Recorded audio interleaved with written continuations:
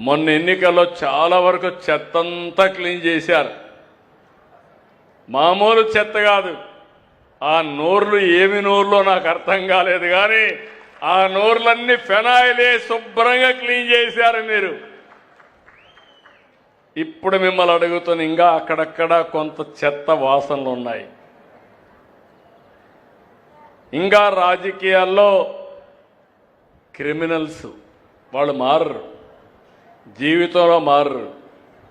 మనం మార్చాలన్నా మారే పరిస్థితి శాశ్వతంగా వీళ్ళని మార్చేయడం తప్ప లేకపోతే వీళ్ళు మారే పరిస్థితి లేదు. కుట్రలు, కుతంత్రాలు, ఇంకో పక్క సోషల్ మీడియాలో ఆడబిడ్డల పైన పోస్టింగ్స్ పెట్టి మొన్న సాక్షాత్తు డిప్యూటీ సీఎం కుటుంబం పైన పెడితే అడిగితే ఇది మా స్వేచ్ఛ, మా ఇష్టం అనే పరిస్థితికి వచ్చారు.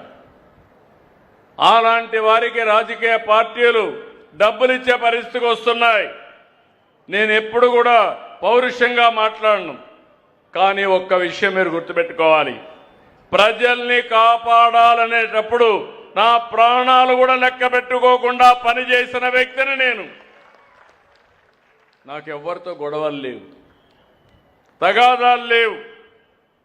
కానీ ప్రజల యొక్క జీవితాలకు ఆటంకాలు కల్పించి మీ జీవితాలతో ఆడుకోవాలంటే స్టబన్గా ఉండడం తప్ప వేరే మార్గం లేదు. ఒకప్పుడు తీవ్రవాదులు మీరు చేసే తప్పని చెప్పాను, నా మీదనే దాడి చేశారు. 23 క్లేమోర్ మైన్స్ని బ్లాస్ట్ చేశారు. సాక్షాత్తు వెంకటేశ్వర స్వామి దిగి వచ్చి నాకు ప్రాణభిక్ష పెట్టాడు తప్ప లేకపోతే నేను బతికేవాడిని కాదు. ఇంకో పక్క మత విద్వేషాలు రెచ్చగొట్టే వాళ్ళపైన రాజీ లేని పోరాటం చేశాను. చిన్న పెద్ద రౌడీలుంటే, వీధి రౌడీలుంటే వాళ్ళ గుండెల్లో రైళ్లు పరిగెత్తిచ్చా. వేరే రాష్ట్రాలకు పారిపోయారు, ముఠాలు అణిచివేశాం. కానీ ఇప్పుడు వచ్చింది నాకు పెద్ద సమస్య. ఈ గొడ్డలి పార్టీ మామూలుగా అది. ఈ పార్టీని చూస్తే నిన్న ఒక ఉదాహరణ, ఇలాంటి ప్రతిరోజు జరుగుతూనే ఉన్నాయి. ఒక అతను మాజీ మంత్రి, శ్రీకాకుళం, ఒక యాక్సిడెంట్ కొడుకు చేశాడు. ఏం చేయాలి? కొడుకు యాక్సిడెంట్ చేశాడు, ఒక ఆయన చనిపోయాడు.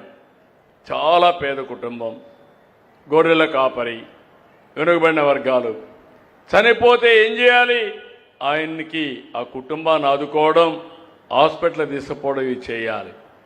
చెయ్యకుండా ఆయన తప్పించుకోవడానికి సీసీటీవీ కెమెరాలన్నీ ఉన్నాయి నా దగ్గర. ఇప్పుడు ఎవడైనా తప్పు చేస్తే ట్రాక్ చేయడం సెకండ్స్ లో పని తప్ప ఎవ్వడూ తప్పించుకోలేడు. ఆ విషయాలు గుర్తుపెట్టుకోవాలి.